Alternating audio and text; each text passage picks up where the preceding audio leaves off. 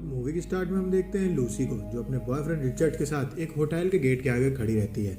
Richard उससे कहता है ये ब्रीफ केस मुझे अंदर देना है और इसके बदले में मुझे $1000 मिलेंगे और मैं चाहूंगा कि इस ब्रीफ केस को अंदर तुम दे के आओ। लूसी उससे मना करती है और कहती है कि इस छोटे से काम के लिए तुम्हें $1000 क्यों मिल रहे हैं, पक्का ये कोई गलत काम है। रिचर्ड उससे काफ़ी देर जिद करता है, जहाँ पे लूसी उसकी बात को नहीं मानती है। इतने में रिचर्ड उसके हाथ में एक हथकड़ी पहना देता है, जिसका दूसरा सिरा उस ब्रीफ केस से अटैच होता है। अब लूसी उससे कहती है कि ये तुम क्या कर रहे हो, ये एक पागलपन है। जहाँ पर रिचर्ड उससे कहता है कि तुम्हें बस इसको अंदर जा करके रिसेप्शनिस्ट को देना है। उसकी बात सुनने के बाद लूसी को काफ़ी गुस्सा आता है, पर मजबूरन अब उसे अंदर जाना पड़ता है। जहाँ पे अंदर वो रिसेप्शनिस्ट से मिस्टर चैंग के बारे में पूछती है और उसके बाद रिसेप्शनिस्ट उसको वहीं पे खड़ा होने के लिए कह देता है। अब लूसी वहाँ पे खड़ी हो जाती है, तभी काले जैकेट में 4 से 5 लोग वहाँ पे आते हैं और उनमें से एक बाहर खड़े रिचर्ड को गोली मार देता है, जिससे कि रिचर्ड की वहीं पे मौत हो जाती है। लूसी काफ़ी घबरा जाती है और उसको समझ नहीं आता है ये सब क्या हो रहा है। इतने में वो सब आदमी उसको पकड़ के ऊपर ले जाते हैं, जहाँ पे हमें मिस्टर चैंग दिखाया जाता है, जिसने 2 से 3 आदमियों को वहाँ पे काट के रखा हुआ होता है। उसके हाथ खून से सने होते हैं और अपने हाथों को धो रहा होता है। इसके बाद वो लूसी से कहता है कि इस ब्रीफ केस का कोड डालो। लूसी उससे कहती है कि मुझे इसका कोड नहीं पता है, ये कोड रिचर्ड जानता था और वो मुझे यहाँ पे फंसा के लेके आया है। जिसके बाद चैंग उसको 140 लिख के देता है और उससे कहता है कि इस कोड को तुम डालो, और इसके बाद ही वो सब वहाँ से भाग जाते हैं दूसरी तरफ छुपने के लिए।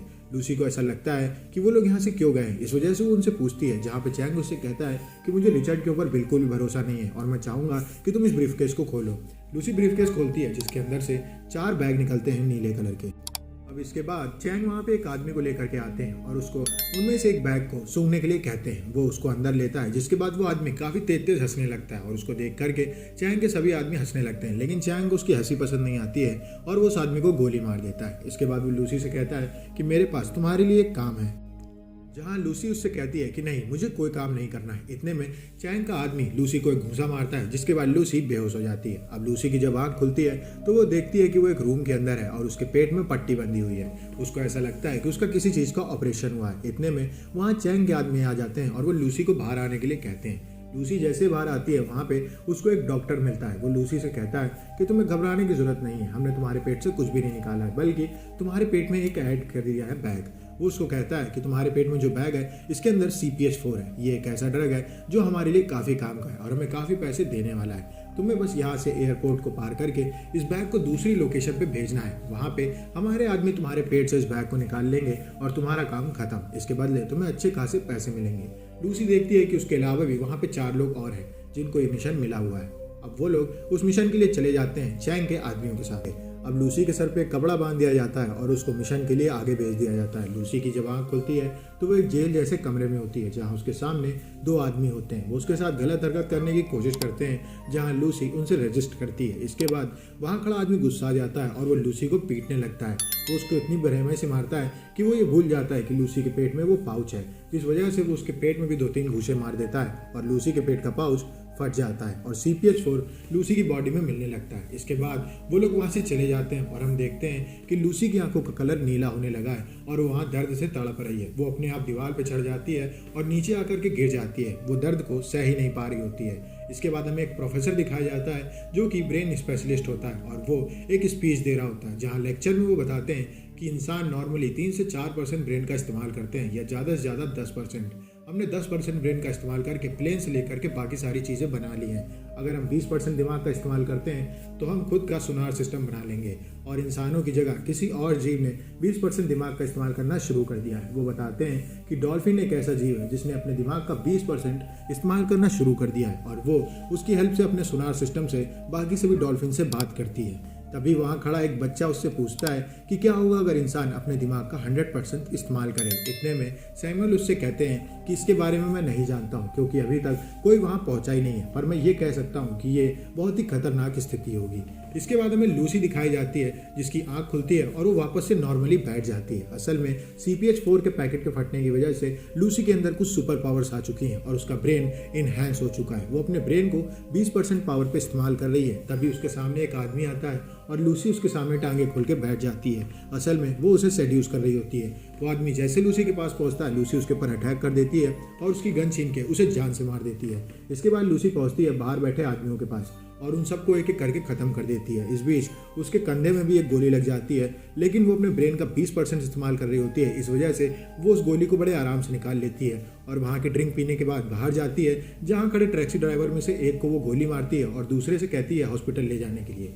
लूसी पहुंचती है हॉस्पिटल में, जहाँ पे डॉक्टर्स एक पेशेंट का इलाज कर रहे होते हैं। लूसी उस पेशेंट की रिपोर्ट्स को चेक करती है और वो उस पेशेंट को गोली मार देती है, कहते हुए कि ये अब बचने नहीं वाला है, थोड़ी देर में इसकी मौत हो जाएगी।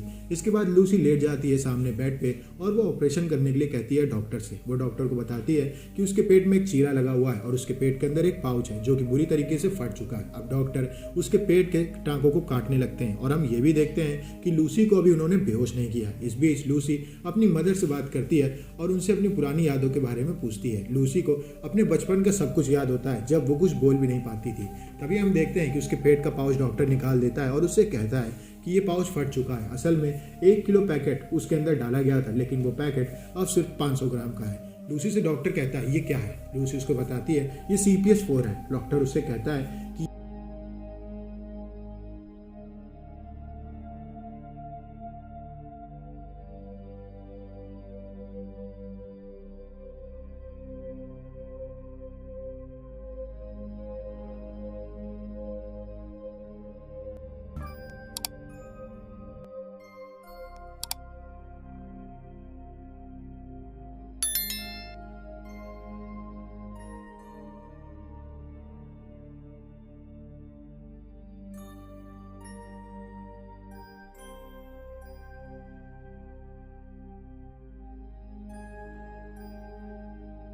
ये प्रेग्नेंट औरतों के अंदर बनता है। जब उनका बेबी 6 हफ्ते का हो जाता है तो इस ड्रग की हेल्प से वो अपने बेबी को एनर्जी देती हैं, जिसके बाद वो बड़े होने लगते हैं। लेकिन ये उनके पेट में बहुत ही कम मात्रा में बनता है। तुमने लगभग आधा किलो CPS-4 ले लिया है और मुझे अचंभा हो रहा है कि तुम अभी तक जिंदा कैसे हो। लूसी उससे कहती है कि मुझे भी नहीं पता कि मैं कब तक जिंदा हूँ, और वो वहाँ से निकल जाती है। इसके बाद वो जाती है मिस्टर जांग के यहाँ, जहाँ पे जांग आराम कर रहा होता है। वो उसके लोगों को मारते हुए जांग के ऊपर अटैक कर देती है और उससे बाकी के 3 बैग्स के बारे में पूछती है, जहाँ पे जांग उसको कुछ भी नहीं बताता है। अब हमें पता चलता है कि लूसी अपने दिमाग का 25% इस्तेमाल करने लगी है और वो जांग के दिमाग को पढ़ सकती है। वो उसके सर पे हाथ रखती है और वो उन 3 लोगों की लोकेशन उसके दिमाग को पढ़ के पा जाती है और वहाँ से वो अपनी दोस्त के यहाँ जाती है, जहाँ पे उसका लैपटॉप इस्तेमाल करते हुए वो ब्रेन रिसर्च में टॉप के लोगों के बारे में सर्च करती है, जहाँ पे उसे सैमुअल के बारे में पता चलता है। वो सैमुअल की बनाई हर किताब को पढ़ती है। इसके बाद वो सैमुअल को फ़ोन करती है। सैमुअल से वो कहती है कि मैंने आपकी पूरी की पूरी किताबें पढ़ ली हैं। सैमुअल उससे कहता है तुम्हें पता भी है कि इनमें कितने पन्ने हैं, जिसके बाद लूसी उससे कहती है कि 6700 कुछ पन्ने हैं। असल में मैंने काफ़ी सारा CPS-4 ले लिया है, जिस वजह से थोड़ी देर बाद मेरा ब्रेन लगभग 100% अपना इस्तेमाल करने वाला है। वो उससे कहती है कि मुझे नहीं पता कि मैं इस नॉलेज को कहाँ पर ट्रांसफ़र करूँ और इसका आगे जाकर के मैं क्या करूँ। सैमुअल उससे कहता है कि मैं तुम्हारी बातों पर कैसे यकीन करूँ। तभी लूसी सैमुअल के आगे रखी स्क्रीन पर अपनी शक्ल को ले आती है।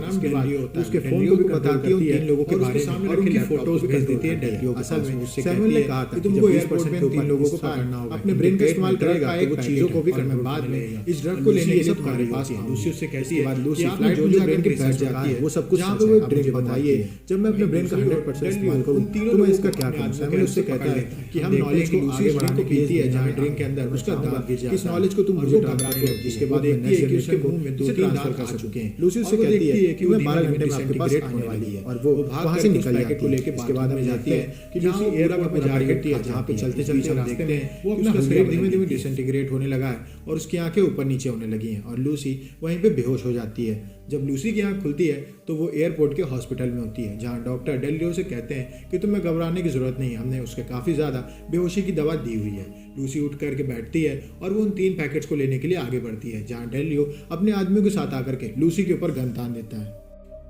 लूसी डेलियो से कहती है कि मुझे तुमसे अकेले में बात करनी है, जहाँ डेलियो से कहता है कि तुम्हें जो भी बात करनी है यहाँ सबके सामने करो। इसके बाद लूसी अपने हाथ को हवा में लाती है, जिसके बाद वहाँ खड़ा हर आदमी बेहोश हो जाता है, अकेला डेलियो बचता है। वो डेलियो के सामने जाकर के खड़ी हो जाती है और हम देखते हैं कि डेलियो के गन की सभी बुलेट्स अपने आप नीचे गिरने लगती हैं। डेलियो ये जान जाता है कि वो लूसी का सामना नहीं कर सकता है। लूसी उससे कहती है कि मैं जैसा कह रही हूँ वैसा करते जाओ।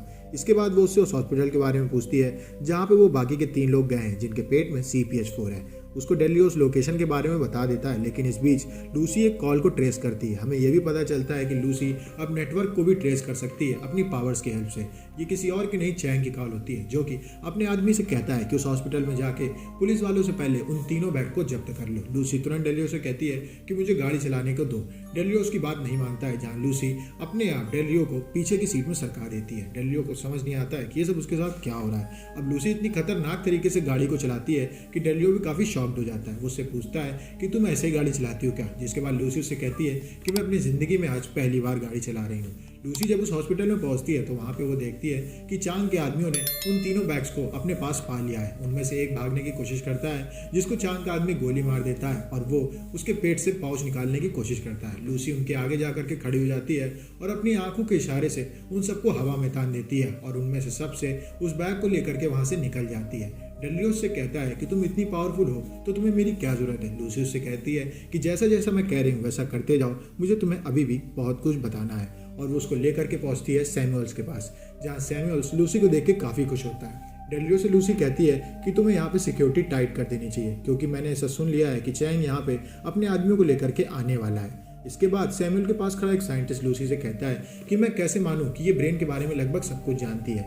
लूसी उसके कंधे पे हाथ रखती है और उसको वो दिन दिखाती है जब उस साइंटिस्ट की बेटी को बस ने टक्कर मार दी थी। वो साइंटिस्ट लूसी के ऊपर भरोसा कर लेता है और इसके बाद लूसी से वो सभी साइंटिस्ट सवाल पूछना शुरू करते हैं, जहाँ उनमें से एक लूसी से कहता है कि तुम्हें इतनी सारी नॉलेज आखिर में मिली कहाँ से। लूसी उनसे कहती है कि ये सभी इलेक्ट्रिकल सेल्स जो हमारे इन्वायरमेंट में हैं, यही मुझको ये सारी नॉलेज दे रहे हैं।